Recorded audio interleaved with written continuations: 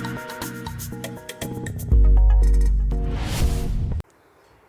And welcome dear students to my channel myself Vipul Pandya. आज मैं आपके लिए फिर से एक नया टॉपिक लेके आ रहा हूँ।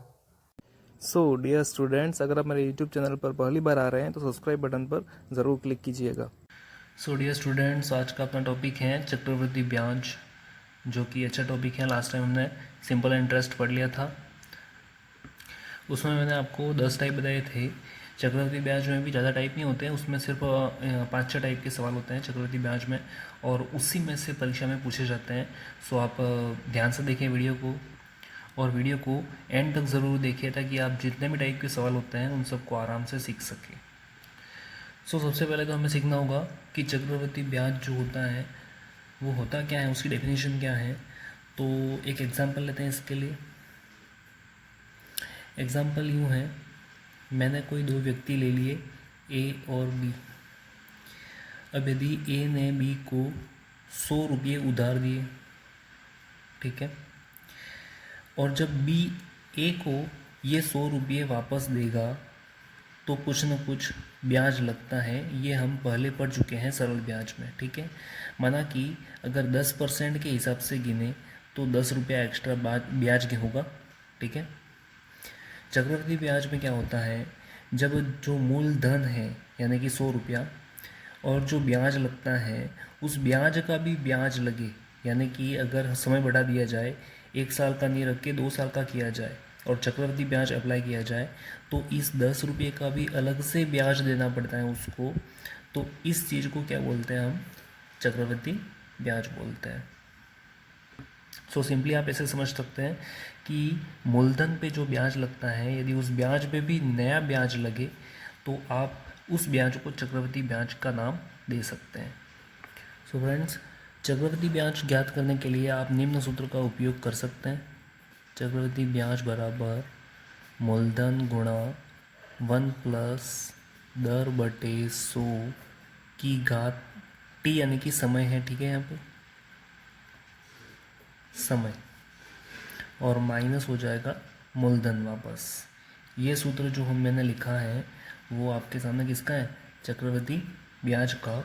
और इसी चक्रवृद्धि ब्याज का जब हमें मिश्रधन निकालना होता है तो यही सूत्र वापस लिखना है हमें, पीछे माइनस नहीं करना है मूलधन को।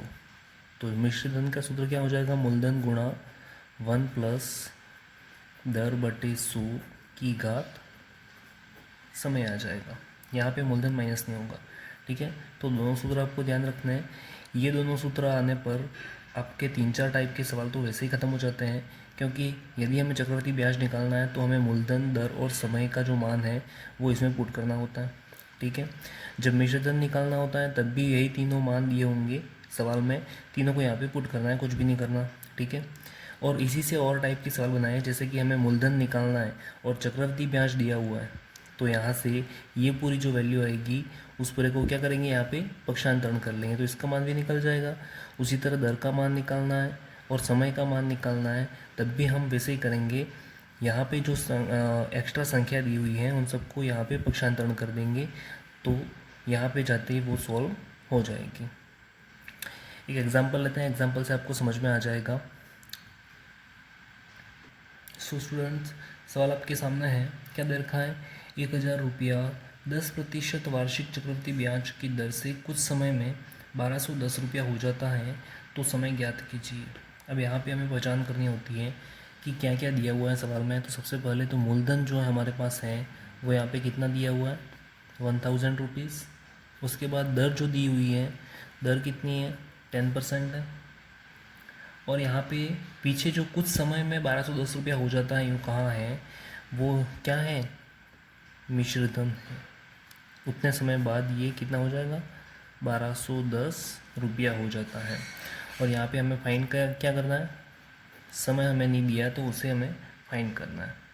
तो समय नहीं दिया तो हमें यही सूत्र वापस लगाना है। देखिए इस सवाल में क्या करना है, सबसे पहले चक्रवृद्धि ब्याज, सो चक्रवृद्धि ब्याज निकालने, सॉरी मिश्रधन है, सो मिश्रधन कितना दे रखा है, 1210 रुपया, बराबर मूलधन, मूलधन कितना दिया है, 1000 गुणा 1 + दर कितना है, 10/100 की घात, समय नहीं दिया तो उसे यहाँ पे टी मान लो, ठीक है। अब यहाँ पे क्या फाइंड करना है हमें, टी फाइंड करना है। तो यहाँ से इस 1000 को यहाँ बाई टी पी कर लेते हैं, तो ये आ जाएगा बटे में आ जाएगा ऐसे। और यहाँ पे क्या बच जाएगा 100, यहाँ पे हमें एलसीएम ले लेना है, कितना आ जाएगा 100 और 10 110 बटे 100 की घात कितना आ जाएगा टी आ जाएगा। सो इससे आगे हमें सवाल में क्या करना है, यहाँ पे 1 0 से 1 0 कट जाएगा, 121 को हमें लिख देना है 11 और 100 को लिख देना है 10 और उसका होल स्क्वायर। 11 का स्क्वायर क्या होता है 121 और 10 का स्क्वायर क्या होता है 100, ठीक है। उसी तरह यहाँ पे 1 0 से 1 0 कट गया, दूसरी तरफ क्या आ जाएगा 11 बटे 10 की घात टी। अब हमने एक सूत्र पढ़ा था या फिर एक थ्योरम होती है कि आधार समान हैं दो संख्याओं के और दोनों के बीच में बराबर हैं तो उनकी घातें भी आपस में समान होती हैं। तो यहाँ से आधार तो समान है 11/10 11/10, तो घातें भी क्या होंगी समान होगी। तो यहाँ पे टी का मान क्या लिख सकते हैं 2 लिख सकते हैं, तो इसे टी की वैल्यू आ जाएगी। उसके बाद आता है टाइप दूसरा टाइप क्या है, जब हमें सरल ब्याज और चक्रवृद्धि ब्याज में अंतर दिया है, ठीक है। जब सरल ब्याज और चक्रवृद्धि ब्याज में अंतर सवाल में दिया हुआ है और समय वहाँ पे 2 वर्ष दिया हो, मैंने कहा समय यहाँ पे कितना है 2 वर्षीय है, ठीक है। और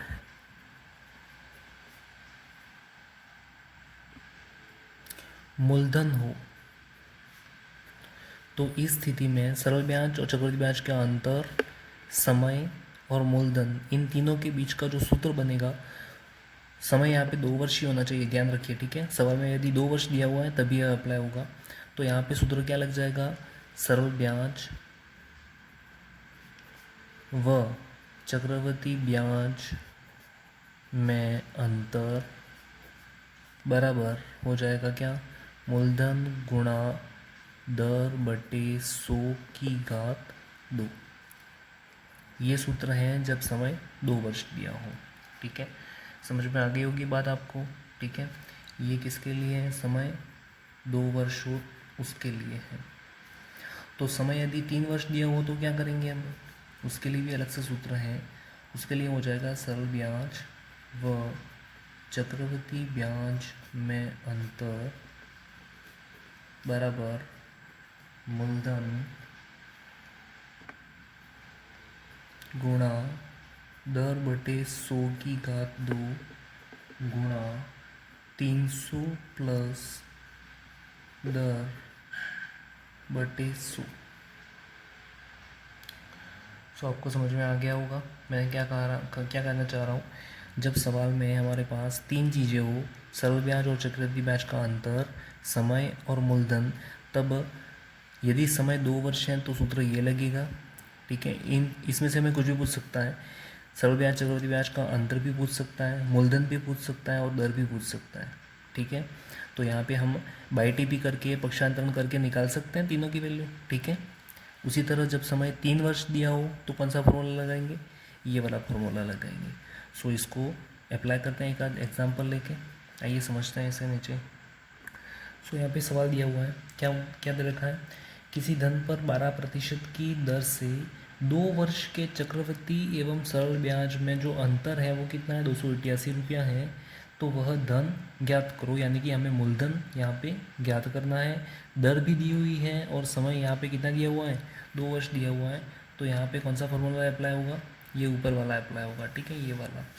तो सबसे पहले मैंने क्या करता हूँ, जो हमारे पास दे रखा है वो यहाँ पे लिख दिया मैंने, सरल ब्याज व चक्रवृद्धि ब्याज में अंतर जो दे रखा है वो कितना दे रखा है यहाँ पे 288 रुपया। उसी तरह यहाँ पे दर कितना दी हुई है 12% और समय जो दिया है वो 2 वर्ष दिया हुआ है। तो इस सूत्र में अप्लाई करते हैं, ठीक है। ये वाला ऊपर वाला जो है सरल ब्याज और चक्रवृद्धि ब्याज में अंतर कितना है 288 बराबर मूलधन, तो मूलधन हमें ज्ञात करना है वही रहने देते हैं, गुणा दर बटे 100 की घात 2 यानी कि 12/100 और उसकी घात कितना हो जाएगा, 2 हो जाएगा।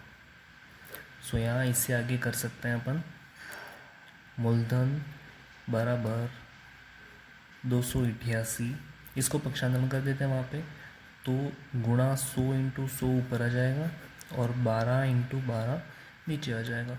तो 12 की टेबल से इसे कटा देना है, 2 टाइम 24 आ जाएगा, 4 रिमेनिंग बचा, 4 और 8 48। सो कितना टाइम कटेगा ये, 4 टाइम कटेगा। फिर से कटा देते हैं 12 की टेबल में, 24 कितना टाइम आता है, 2 टाइम।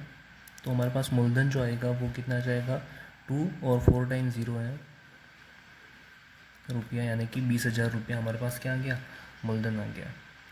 तो इस तरह से अपन इन इन ये जो टाइप हैं सवाल के उसे आसान कर सकते हैं। सो यहाँ पे ये फॉर्मूला याद रखना भी कठिन काम नहीं है। जो 2 वर्ष का फॉर्मूला है वही फॉर्मूला 3 वर्ष में भी अप्लाई हो रहा है, सिर्फ इसमें जोड़ना क्या है, इनटू करना है 300 प्लस 10/100 को। सो इसी सवाल में यदि यहाँ पे समय 3 वर्ष दिया होता 2 की जगह पे, तो हम यहाँ पे इसमें और इनटू करते क्या, 300 प्लस 10/100 को इनटू करना होता है, बाकी पूरा हमें यहाँ पे दिया हुआ है। उसके बाद हम अगले टाइप का क्वेश्चन देखते हैं। दूसरा कौन सा टाइप हो सकता है। सो इसमें दूसरा टाइप है, सवाल आपके सामने लिखा हुआ है, एक धन चक्रवृद्धि ब्याज पर 8 वर्ष में दुगुना हो जाता है, तो 4 वर्ष में कितने वर्षों में वो 4 गुना हो जाएगा। तो यहाँ पे जनरली इस टाइप के जो सवाल आएंगे ये बहुत ही इंपॉर्टेंट है, काफ़ी टाइम एग्जाम में पूछा जाता है ये सवाल। सो आपको ध्यान देना है, यहाँ पे बहुत ही सिंपल होता है वैसे तो ये सवाल। क्या करना है हमें, जो यहाँ पे वर्ष और गुना दे रखा है वो यहाँ पे लिख देना है।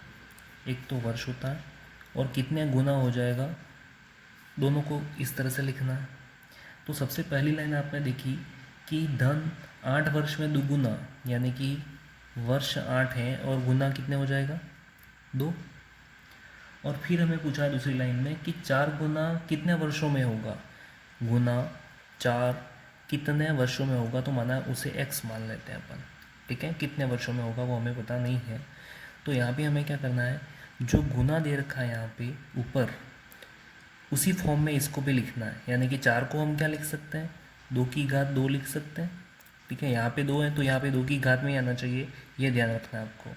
तो यहाँ पे 2 की घात 2 हो गया, और यहाँ पे घात जो आएगी उसका गुणा आपको करना है यहाँ जो वर्ष दे रखा है उससे, तो 2 गुना 8 कितना हो जाएगा, 16 वर्ष। ये इसका आंसर हो गया।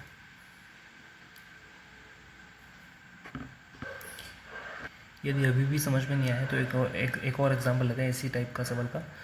एक धन एक चक्रवृद्धि ब्याज दर पर 12 वर्ष में 3 गुना हो जाता है, तो 9 गुना होने में कितना टाइम लगेगा। सो यहाँ पे सवाल पढ़िए, पहली लाइन क्या दे रखी है, 12 वर्ष में 3 गुना, तो वर्ष के नीचे 12 आ गया और गुना में कितना लिखना है, 3। और दूसरी लाइन में क्या पूछा है, 9 गुना होने में कितना टाइम लगेगा, तो यहाँ पे 9 लिखना है और यहाँ पे टाइम कितना होगा वो बता नहीं है। सो मैंने क्या कहा था आपको, जो गुना होगा उसी को देखना है। ऊपर क्या दे रखा है, 3, तो यहाँ पे भी इसे 9 को किस फॉर्म में लिखना है, 3 की फॉर्म में लिखना है। सो यहाँ पे 9 को क्या लिख सकते हैं, 3 की घात 2 लिख सकते हैं, ठीक है। और फिर क्या करना है, जो घात आएगी उसका गुणा करना है यहाँ पे वर्ष से, तो यहाँ पे 2 गुणा 12, यानी कि कितना टाइम लगेगा उससे, 24 वर्ष लगेंगे। बहुत ही सिंपल है, 2 सेकंड में हो जाएगा ये सवाल। तो चलिए स्टूडेंट्स आगे का टाइप पढ़ते हैं। आगे का टाइप हमारे पास कुछ ऐसा है, एग्जाम्पल ले लेते हैं इसके लिए। एक कस्बे की वर्तमान जनसंख्या 1,30,910 है। यदि पिछले 3 वर्षों में क्रमशः 6% वृद्धि, 5% कमी, 4% वृद्धि हुई हो, तो 3 वर्ष पूर्व की जो अनुमानित जनसंख्या होगी वो हमें यहाँ पे ज्ञात करने को कहा है। इन टाइप के सवाल भी ज़्यादा इंपॉर्टेंट हैं। इस टाइप के सवाल आपको ज़्यादातर एग्जाम में देखने को मिल जाएंगे, पटवारी, रीट वगैरह में, ठीक है। सो इसे भी ध्यान से देखिए क्या करना है इस सवाल में। सबसे पहले मैं अनुमानित जो जनसंख्या होगी 3 साल पहले की उसे x मान लेना है।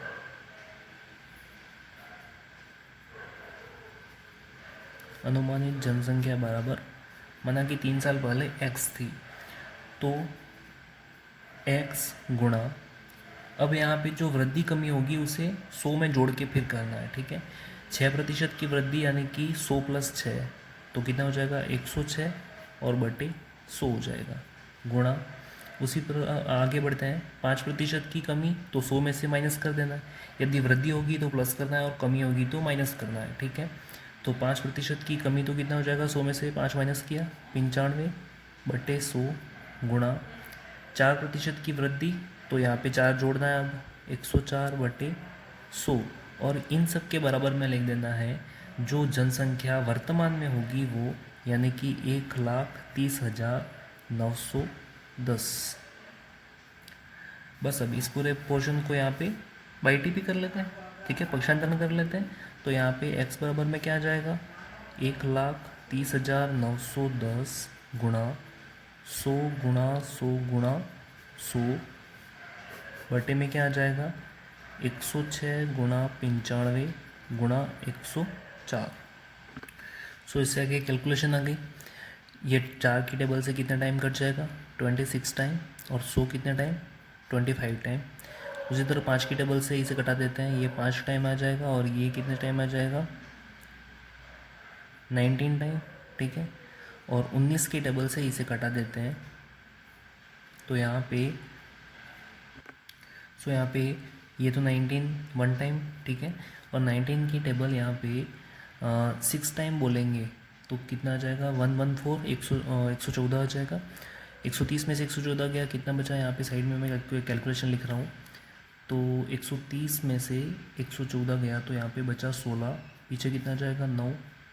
कितना टाइम बोलेंगे अब टेबल को 8 टाइम, ठीक है। तो ये कितना जाएगा 152, कितना बचा 17 और पीछे 1 लग जाएगा, तो अब टेबल बोलेंगे 9 टाइम और 0 आ जाएगा।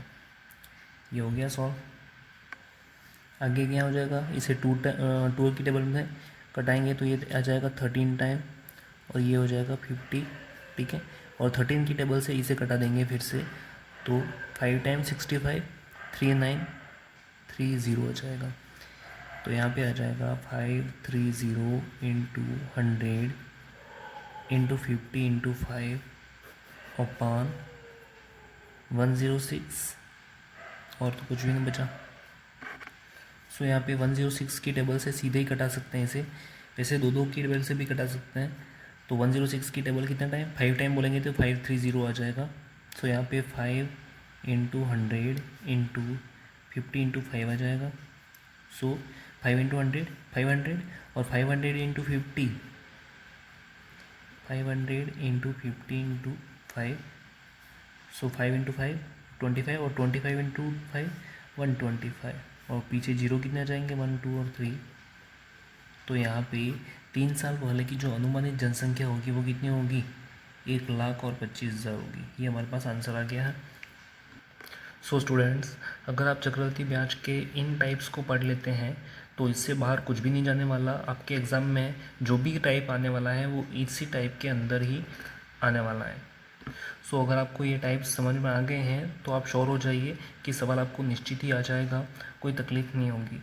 सो वीडियो अच्छा लगा हो तो लाइक करें, शेयर करें और सब्सक्राइब करें। Thank you.